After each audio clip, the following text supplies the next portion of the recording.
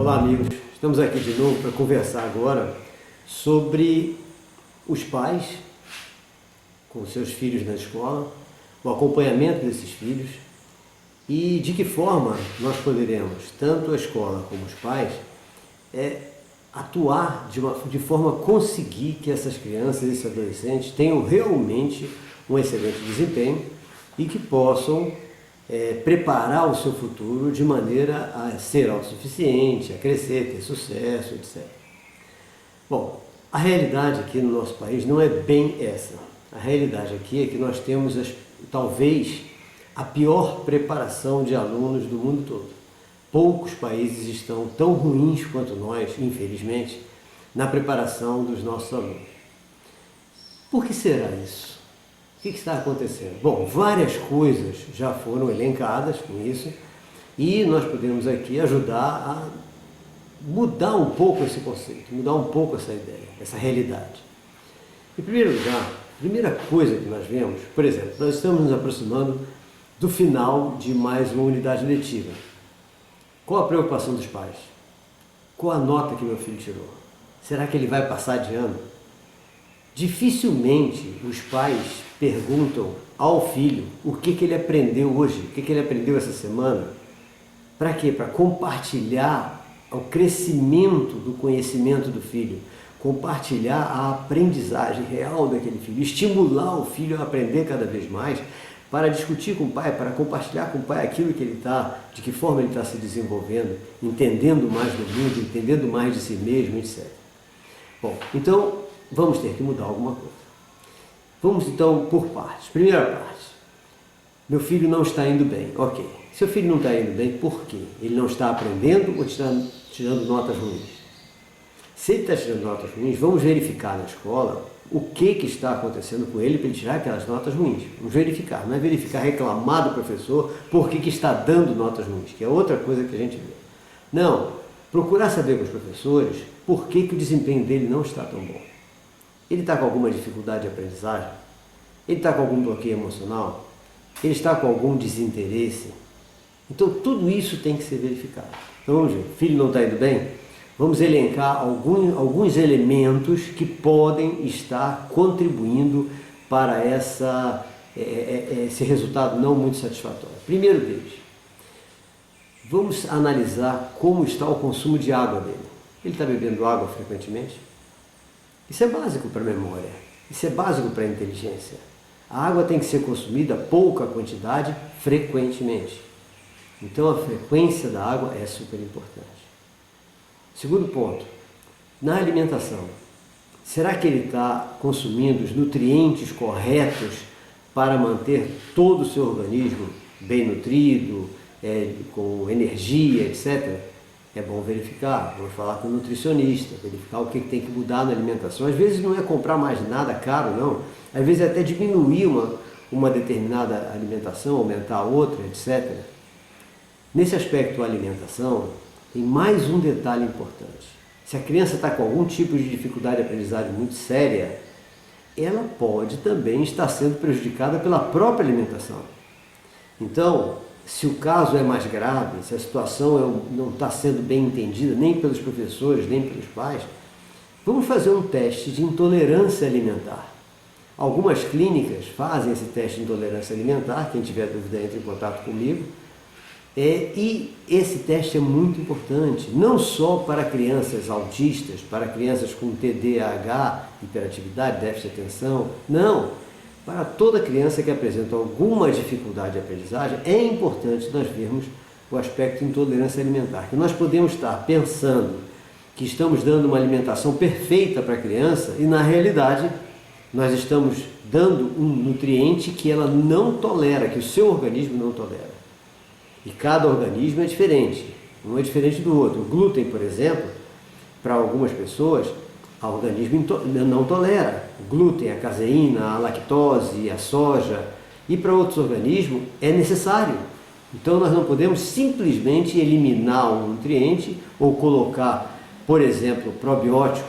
Eu sempre recomendo probiótico para as pessoas, mas tem que haver um teste para saber essa criança tolera esse tipo de probiótico.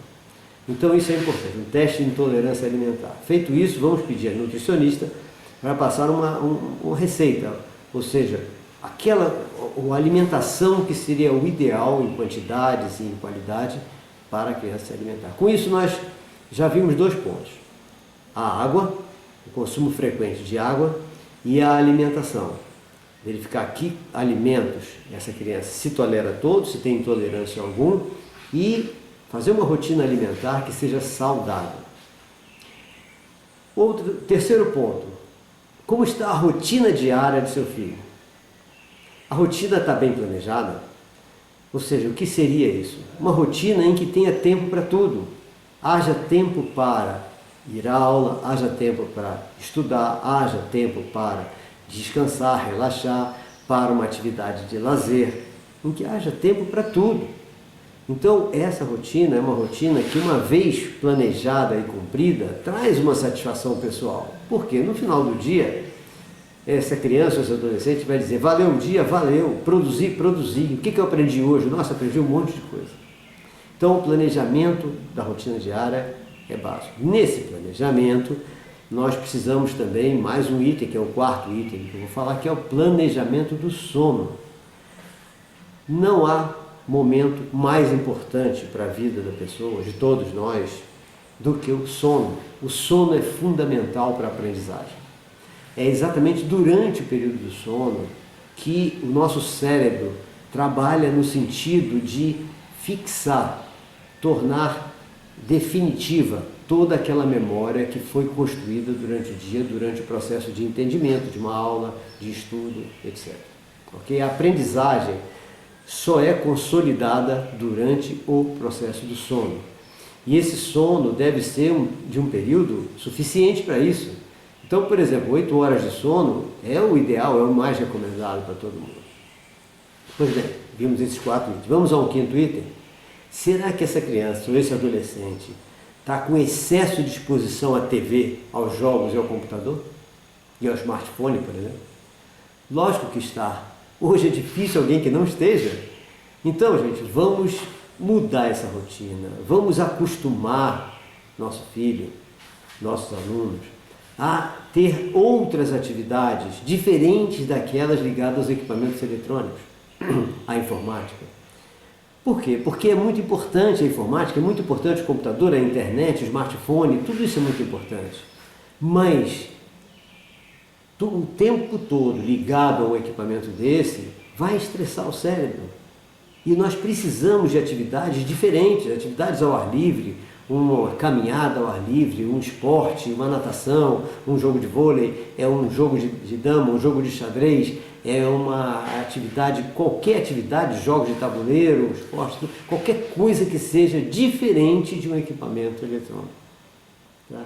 Então, é muito importante nós colocarmos o espaço que a criança vai ter, que o adolescente vai ter, para sua internet, seu smartphone, seu computador, seus jogos, e o espaço que ele vai ter para estar livre disso, ao ar livre, andando, passeando, livre do telefone. As pessoas já estão fazendo todo o resto das coisas do dia ligados ao smartphone. Não, deixa o smartphone parado, desligado um pouco.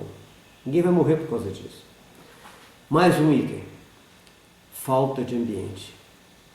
Muito importante nós estarmos atentos para o ambiente conveniente ao aprendizado, o ambiente conveniente a esse estudo. Todas as crianças precisam, todos os adolescentes precisam, todos os adultos precisam de um ambiente para poder desenvolver a sua criatividade, desenvolver o seu conhecimento, pesquisar, estudar, etc.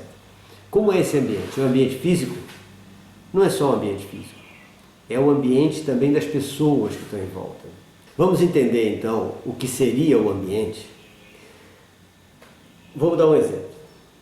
Havia um conhecido meu, professor de matemática, que a filha estava indo muito mal em matemática. E ele não entendia. Ele, professor, em casa, a filha não tirava dúvidas com ele, coisa nenhuma. De repente, alguém comentou com ele que deveria estar havendo um problema de falta de ambiente em casa. Como ambiente? Eu acabei de preparar o quarto de minha filha com tudo, com escrivaninha, os livros todos que ela precisa, bem confortável, tudo lá. Então ela tem tudo, ela tem um ambiente maravilhoso para estudar. Até que lembraram a ele que não era bem isso. O que estava faltando era o ambiente da família. Então, ao perguntar a ele, o que você está fazendo quando está em casa, sua filha também?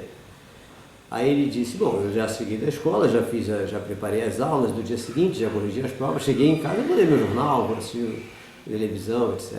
E sua esposa? Mesma coisa, ela trabalha também, então chegou em casa, ela vai relaxar, ler uma revista, assistir uma novela. E nessa hora, o que sua filha está fazendo? É a hora que ela está fazendo o dever de casa. Ah, sim. Então ela está fazendo o dever de casa no momento, ela está estudando no momento em que vocês dois estão sem fazer nada, estão no lazer. Isso é perversidade. Isso é que é um ambiente negativo. Vocês estão em casa, mas estão com um ambiente negativo. Vocês estão tirando, estão estimulando ela a sair do estudo e fazer a mesma coisa que vocês estão fazendo. Então mude a rotina. Mude a rotina. De que maneira? Na hora que seus filhos estiverem em casa e você estiver junto com eles, ao invés de você nada fazer, procure algo para ler, procure algo para escrever, procure alguma coisa, se tem algum trabalho para fazer, faça junto com eles. Esse conforto dela ter a escrivaninha dela no quarto, às vezes é negativo. Traga para a sala, pega a mesa da sala e vai todo mundo para a mesa da sala, cada um abre um caderno, um livro, uma coisa, vai ler, vai discutir alguma coisa que está lendo. Aí esse é o ambiente. O ambiente é o estímulo à leitura, o estímulo ao estudo, o estímulo à pesquisa, o estímulo à aprendizagem. Só é feito quando você também está aprendendo, você também está estudando, você também está lendo. Não é uma escrivaninha linda, maravilhosa e caríssima que vai fazer isso. Então, entendeu o que é ambiente? Esse é o ambiente. Mais um item? Sim, mais um item. Reconhecimento pelos pais e também pelos professores, obviamente. Bom, em casa nós não podemos falar dos professores, nós temos que falar de nós mesmos. Então, como nós vamos fazer isso? Nossa, reconhecer aquilo que nosso filho está fazendo.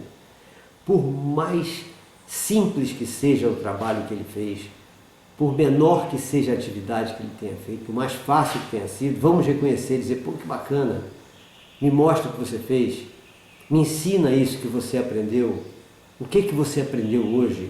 Essa pergunta, o que você aprendeu hoje? Me ensine. Passe para mim, é fantástico, é um estímulo espetacular. Eu me lembro de uma aluna minha de psicopedagogia, que ela e os dois irmãos, ela já formada, os dois irmãos médicos inclusive, levaram um susto quando souberam que a mãe era analfabeta. Por quê? Porque a mãe sempre estimulou os três a estudarem. Como? E ninguém sabia que ela era analfabeta, nenhum dos três. Porque quando eles chegavam em casa da escola, ela pegava uma revista, abria e olhar para cada um. Me explica o que você aprendeu aí. Não, essa letra está ruim, faz de novo. Não estou gostando dessa letra. Só que ela não sabia nem o que estava escrito naquele caderno. E ela insistia para eles fazerem o dever aquilo. E quando algum deles perguntava, mamãe, quero tirar uma dúvida. Dúvida? Como é que você está na escola? A professora está lá, os professores estão lá e você traz dúvida para casa negativo. Em casa você vai estudar, você vai pesquisar, vai anotar suas dúvidas e vai levar para o professor, porque ele é que sabe qual é a forma mais importante de elucidar a sua dúvida. E com isso, eles estavam sempre pensando que ela sabia de tudo e que ela estimulava eles ao estudo, porque ela sabia de tudo. Ela não analfabeta, não sabia nem ler. Eles levaram um susto com isso e aprenderam essa grande lição. Para nós estimularmos nossos filhos, nós não precisamos saber absolutamente nada do que ele está aprendendo. Nós não precisamos saber o que ele aprende, nós não precisamos ficar com medo. Não, mas daqui a pouco ele vai estar no ensino médio, vai estar na faculdade, eu não vou poder ajudar ele a estudar. Ajudar ele a estudar? Não, o que os pais têm que fazer é estimular o estudo e pedir para eles passarem para nós, para os pais, a ensinar aquilo que eles estão aprendendo. É isso. Nós não precisamos saber nada que eles estão aprendendo. Então esse detalhe é um detalhe que muita gente confunde e muita gente deixa de orientar seus filhos pelo simples fato de dizer, eu não cheguei ao ginásio, eu não cheguei ao ensino médio, como é que eu vou orientá-los? Não é assim. Esse erro é um erro que tem que ser acabado imediatamente, porque o filho precisa do estímulo dos pais. O primeiro estímulo que ele tem que ter é dos pais. Isso é super importante. E nas escolas a gente sente muito isso, que as crianças estão em casa sozinhas, quando o pai chega não quer saber nem de perguntar o que ele aprendeu, e depois reclama que ele não está querendo estudar, não está querendo ler. Gente, ou a gente compartilha o aprendizado de nossos filhos, ou seja, a gente faz eles compartilharem com a gente, ou eles não vão ter estímulo nenhum. O estímulo é em casa. E não adianta a escola estimular se ele chega em casa, que é o berço da sua formação psíquica, o berço da sua formação mental, e ninguém estimula ele. Bom, o último item desse nosso papo aqui rápido é sobre bloqueio emocional. Então, uma das outras coisas que pode estar fazendo o nosso filho ter algum rendimento ruim é ele estar sofrendo algum bloqueio emocional. O que pode provocar um bloqueio emocional? Normalmente é uma educação equivocada, ou seja, algum erro na nossa forma de educar que pode estar criando esse bloqueio. Alguma comparação. Que erros são esses? Por exemplo, se nós compararmos um filho com o outro, nós já estamos criando um bloqueio no que foi comparado de forma negativa. Isso é muito comum. Poxa, seu irmão vai bem em tudo, você vai mal em tudo. Por que isso? Seu irmão não tem preguiça, você tem. Seu irmão tem letra bonita, você não tem. Seu irmão copia tudo direitinho do quadro, você não copia. Nossa, isso é terrível. Cada criança tem a sua forma de aprender, tem a sua letra, tem a sua maneira de escrever. Cada criança é diferente, é individual. Comparação é uma das piores coisas que ocorre na mente de uma criança e é um dos elementos mais perniciosos que existem para criar bloqueios emocionais gravíssimos que vão criar sintomas iguaizinhos aos sintomas de uma série de transtornos, distúrbios e até doenças. E que vai ser confundido tanto pelos professores como pelos psicopedagogos, pelos neuropediatras, pelos psiquiatras infantil, com doenças reais, com transtornos reais, com distúrbios reais. Então, vamos evitar transtornos. Comparar um filho é com ele mesmo ontem. Comparar uma criança é com ela mesma ontem, nunca com o outro. Porque aí nós saberemos se nós estamos contribuindo para que ela cresça, que ela desenvolva a sua intelectualidade, que ela desenvolva o seu conhecimento, baseado no que ela está, na forma que ela estava ontem. Cresceu hoje? Melhorou hoje? Se não melhorou, nós vamos mudar a nossa forma de acompanhá-la. Mas é só esse tipo de comparação que é permitido para uma criança nessa fase de conhecimento. Então é muito importante nós, pais, estarmos atentos a tudo isso para que nós tenhamos um bom resultado para nossos filhos. Qualquer dúvida, como sempre, entre em contato comigo pelo e-mail robertoanderson@gmail.com. O texto respectivo relacionado a esse vídeo estará no nosso blog, robertoanderson.blogspot.com, e qualquer comunicação mais urgente, entre em contato pelo WhatsApp, que é 71999135956. Os livros, as três obras minhas já publicadas, aqueles que não adquiriram e desejam adquirir, basta clicar em cima da capa de um deles no nosso blog ou no nosso portal, que é yup.webnode.com, ou entrar em contato via telefone mesmo, que para o nosso instituto, o IUP, que será enviado pelo correio. Ok? Um forte abraço a todos, até o nosso próximo encontro.